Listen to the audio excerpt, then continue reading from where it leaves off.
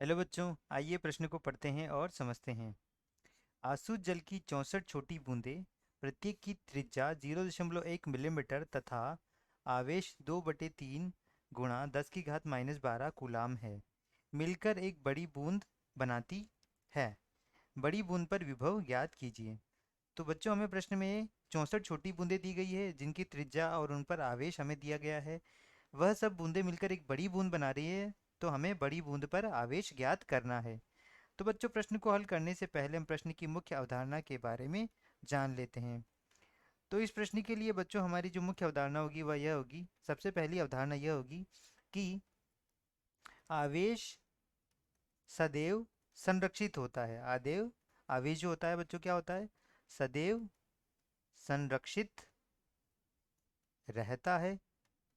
ना हम आवेश बना सकते हैं, ना ही हम आवेश को क्या कर सकते हैं बच्चों, मिटा सकते हैं।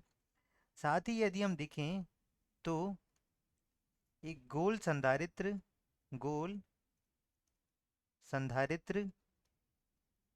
की धारिता, जिसे हम सी से दर्शाते हैं, वह क्या होती है बच्चों? वो होती है 4 पाई एप्सिलॉन नॉट गुणा आर होती है। जहाँ एप्सिलॉन नॉट क्या है बच्चों?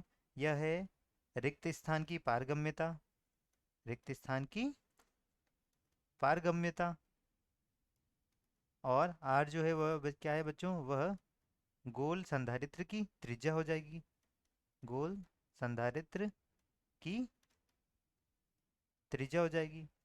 साथ ही यदि हम देखें यहाँ पर, तो जो गोले का आयतन क्या होता है बच्चों? गोले का आयतन होता है बच्चों 4/3 गुणा त्रिज्या की घात 3। यह क्या होता है? गोले का आयतन होता है।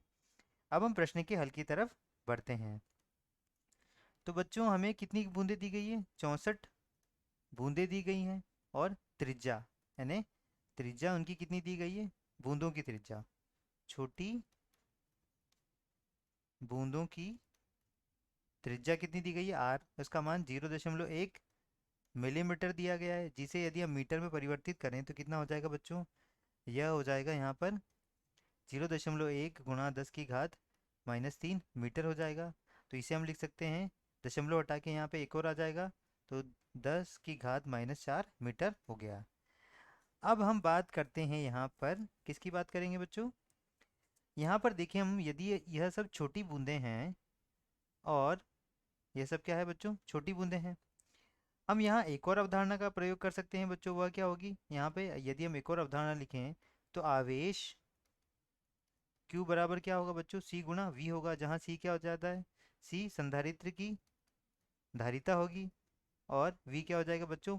उसका विभवांतर हो जाएगा। प्लेटों के बीच में विभवांतर हो जाएगा। तो यहाँ पर क्या हो गया? ये हमारी क्या है बच्चों? 64 छोटी बूंदें हैं। प्रत्येक की त्रिज्या R है, और हर एक का आवेश हमें दिया गया है। तो यहाँ पर देखें, 64 छोटी बूंदों का आयतन जो होगा, छोटी बूंदों का आयतन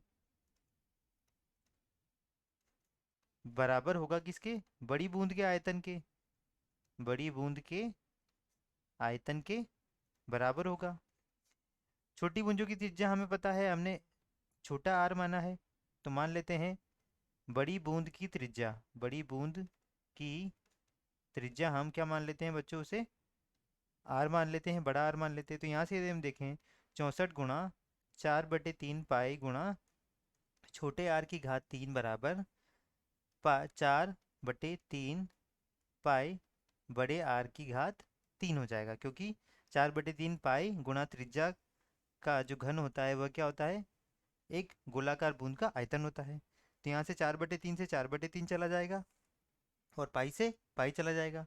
तो यहाँ से हम देखें तो आर की घात 3 बराबर 64 आर की घात 3 हो जाएगा। तो यहाँ से इसे हम लिख सकते हैं 4 आर की घात 3 लिख सकते हैं। जहाँ आर की घात 3 हो जाएगा तो आर कितना आ जाएगा बच्चों? यह आ जाएगा 4 गुणा आर आ जाएगा। तो बड़ी बूंद की त्रिज्या कितनी आ गई? बड़ी बूंद की त्रिज्या वह कितनी आ जाएगी बच्चों? वह आर बराबर आ जाएगी 4 गुणा आर आ जाएगी। तो 4 गुणा इस छोटी बूंद की त्रिज्या का मान कितना है बच्चों? 10⁻⁻4। तो यह कितना हो गया, आर बराबर 4 गुणा 10 की घात -4 मीटर हो गया। अब साथ ही हम देखें तो 64 छोटी बूंदों पर जो भी आवेश होगा, 64 छोटी बूंदों पर आवेश बराबर होगा एक बड़ी बूंद पर आवेश, क्योंकि जो हमारा आवेश रहेगा वह क्या रहेगा, संरक्षित रहेगा। तो बड़ी बूंद पर आवेश के बराबर होगा। तो हमें ज्ञात भी क्या करना है बच्चों, वह विभव या विभव ज्ञात करना है। तो पहले हम देख लेते हैं यहाँ पे, तो बड़ी बूंद पर आवेश हम कितना मान लेते हैं, वह क्यों मान लेते हैं, यहाँ कितना हो जाएगा 64 गुणा एक बूंद पर आवेश कितना है, एक बूंद पर आवेश दे रखा है बच्चों 2/3 गुणा 10 की घात -12 कूलाम दे रखा है। यह क्या आ गया, हमारे बड़ी बूंद पर आवेश आ गया। साथ ही हम जानते हैं कि जो बच्चों आवेश होता है, आवेश Q बराबर क्या हो जाएगा, C गुणा V हो जाएगा, और V बराबर क्या हो जाएगा, आवेश बटे धारिता हो जाएगी।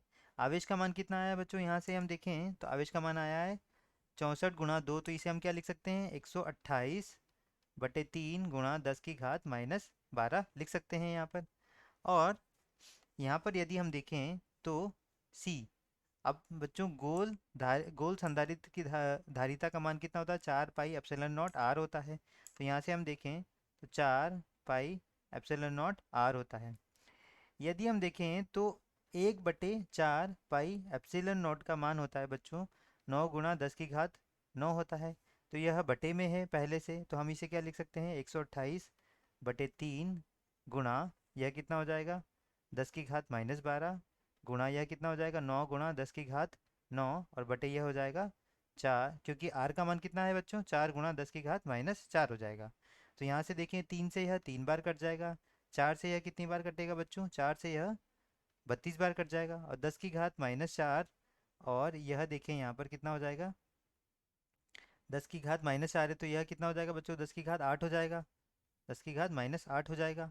और तो यहाँ कितना बचेगा 32 गुणा 3 गुणा यह कितना बचेगा 10 बचेगा।